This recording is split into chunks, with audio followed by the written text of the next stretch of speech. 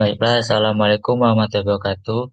Perkenalkan, nama saya Gunjana Winata dengan NIM C1D12304. Di sini saya akan mempresentasikan ujian akhir semester mata kuliah Strategik Manajemen dan Bisnis Produsen. Dosen pengajarnya Pak Bambang Purnomo. Baiklah, saya akan menjelaskan materi pertemuan yang ke-9, yaitu tentang pentingnya strategi manajemen. Untuk memastikan bisnis tumbuh dan bertahan di tengah persaingan, keunggulan kompetitifnya, diferensiasi, fokus pasar, dan efisiensi biaya. Strategi diferensiasinya yaitu ada produk unik, layanan istimewa, kualitas unggul, dan branding kuat. Inovasi dan teknologinya menciptakan keunggulan baru lewat inovasi disruptif, kemitraan, dan digitalisasi. Respon terhadap perubahan seperti adaptif terhadap tren pasar, teknologi, regulasi, dan risiko. Ekspansi dan diversifikasinya yaitu menambah pasar dan produk untuk mengurangi risiko bisnis. Implementasi strategisnya yaitu butuh keselarasan organisasi, eksekusi yang baik, dan evaluasi rutin. Yang terakhir daya saing jangka panjang, yaitu fokus pada inovasi, sumber daya manusia, transformasi digital, dan keberlanjutan. Baiklah, materi yang selanjutnya yaitu materi pertemuan ke-10, yaitu strategi berkompetisi di pasar internasional. Yang pertama, memahami pasar globalnya.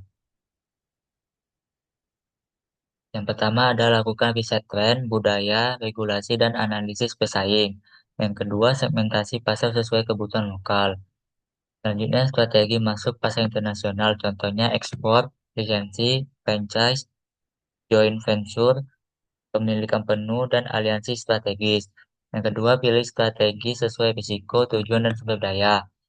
Selanjutnya, strategi kompetitif global. Yang pertama ada diferensiasi, produknya unik. Yang kedua, kepemimpinan biaya, harganya murah. Dan fokus atau niche, yaitu pasar khusus. Dan selanjutnya, strategi fungsional. Yang pertama ada pemasaran, operasi, SDM, keuangan, dan R&D harus mendukung ekspansi global. Yang kedua, lokalisasi strateginya sesuai negara tujuan. Selanjutnya, kerangka analisis strategi. Yang pertama ada matrik top yang digunakan untuk merancang strategi global. Yang kedua, evaluasi internal dan eksternal secara menyeluruh. Selanjutnya, implementasi dan adaptasi. Yang pertama ada organisasi harus fleksibel, cepat belajar, dan mampu mengelola risiko global. Yang kedua, keberhasilan bergantung pada eksekusi dan penyesuaian strategi. Baiklah, materi pertemuan ke-11 yaitu tentang penerapan strategi diversifikasi dalam strategi perusahaan. Tujuan diversifikasinya yaitu pertumbuhan bisnis, mengurangi risiko, serta memperluas pasar. Jenis diversifikasinya yang pertama terkait, yaitu masih satu bidang, contohnya Apple dari komputer ke iPhone. Tidak terkaitnya masuk bidang baru, contohnya Amazon ke cloud dan film. Horizontal yaitu produk berbeda tetapi pasarnya sama. Vertikal menguasai rantai pasok ke pemasok serta distributor. Cara implementasinya buat sendiri, akuisisi, atau joint venture. Selanjutnya pengelolaan dan evaluasi. Yang pertama adalah atur struktur organisasi, alokasikan sumber daya, dan evaluasi kinerja rutin. Dan selanjutnya faktor keberhasilan, yaitu riset pasar, perencanaan matang, manajemen andal, dan kompetensi cocok. Baiklah, materi selanjutnya yaitu materi pertemuan ke-13 tentang strategi penerapan etika, CSR, dan keberlanjutan lingkungan dalam manajemen strategis. Yang pertama ada etika, CSR, dan keberlanjutan. Seperti bukan sekedar kewajiban, tapi strategi menciptakan nilai jangka panjang. Yang kedua, integrasi dalam strateginya. Tetapkan tujuan berkelanjutan, alokasikan sumber daya, dan ukur kinerja. Yang ketiga, implementasi operasional, yaitu terapkan rantai pasok dan produksi yang bertanggung jawab serta libatkan karyawan. Yang keempat, program CSR efektif, seperti fokus pada kebutuhan lokal, bermitra dengan yang terkait, dan evaluasi dampak sosial.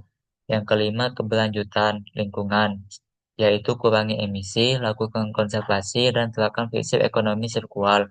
Yang keenam, tata kelola akuntabilitas, yaitu bentuk tim khusus, buat laporan keberlanjutan, audit, dan sediakan jalur pengaduan. Yang ketujuh, komunikasi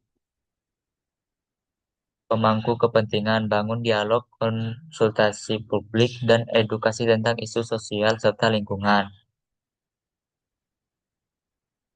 Baiklah, materi pertemuan yang ke-14 tentang strategi kompetitif perusahaan untuk bertahan dalam bisnis. Strategi kompetitifnya, cara perusahaan bersaing dan bertahan dalam industri. Rangka strateginya yang pertama ada value chain, yaitu nilai dari aktivitas internal. Yang kedua, resource brand view, yaitu fokus pada sumber daya yang unik. Yang terakhir, blue ocean strategi, yaitu ciptakan pasar baru, hindari persaingan langsung.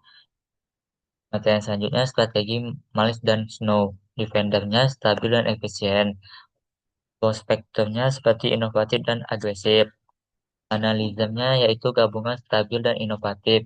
Yang terakhir, reaktor tidak punya strategi tetap.